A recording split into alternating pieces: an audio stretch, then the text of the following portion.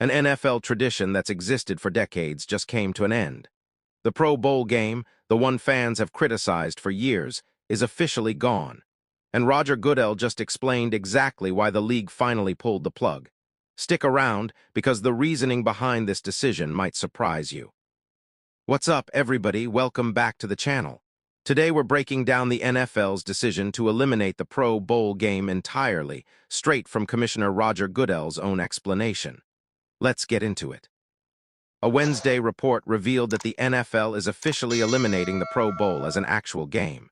Instead, the league will name 88 Pro Bowlers and honor them in Los Angeles before the Super Bowl this coming February. That's a significant shift from the format fans have known for years.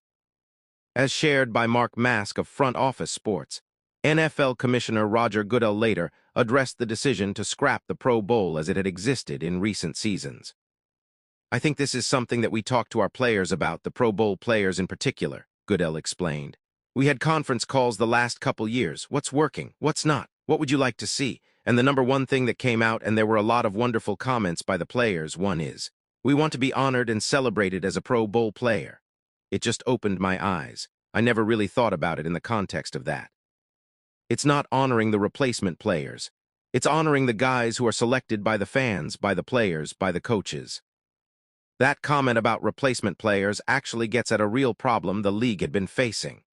Pro Football Talk's Cherian Williams noted that the NFL has had more than 100 Pro Bowlers in recent years, largely because of players who were either too injured or simply disinterested in actually participating.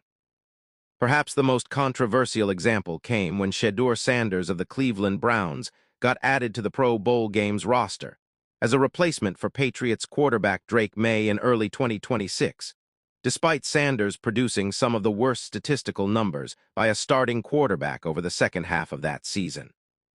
For context, the league had actually shifted to this Pro Bowl game's format back in 2023, which included things like flag football and various skills challenges instead of a traditional tackle football game. Goodell continued explaining the reasoning behind the shift. And so that was really the core of it is, how do we do this in the right way? And our players, they did what they normally do. They had great recommendations on how to do that, Goodell said.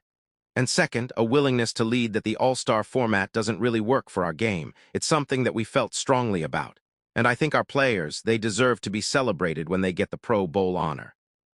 It's also worth pointing out that fan interest in the Pro Bowl had seemingly hit an all-time low this past winter. According to Tyler Lauletta of Awful Announcing, 6.7 million viewers tuned in for the very first flag football portion of the Pro Bowl games back in 2023. By 2026, that number had collapsed to a record low 1.9 million viewers. That's a massive drop-off that clearly influenced this decision as much as player feedback did. Goodell was also candid about the actual quality of the game itself over the years. "I think we've been focused on the game," Goodell added. "You've heard me say it for many years about the quality of the game in the Pro Bowl. I don't think it's up to NFL standards, and that's why we changed to the flag game several years ago. So I'm not sure the last time you want to say we played a game in a football sense." As Goodell hinted at throughout his comments, this is a decision that's genuinely been building for years, driven by a combination of declining fan interest, player disinterest in the actual competition, and growing recognition that the all-star game format simply doesn't translate well to football specifically.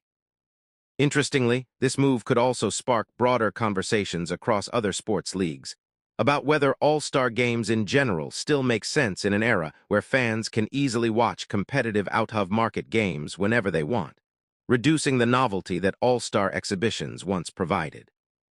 So what's your take? Is scrapping the Pro Bowl game the right call, or will fans actually miss it once it's gone? Drop your thoughts in the comments below. If you enjoyed this breakdown, smash that like button, subscribe for more NFL news and league coverage, and I'll see you in the next video.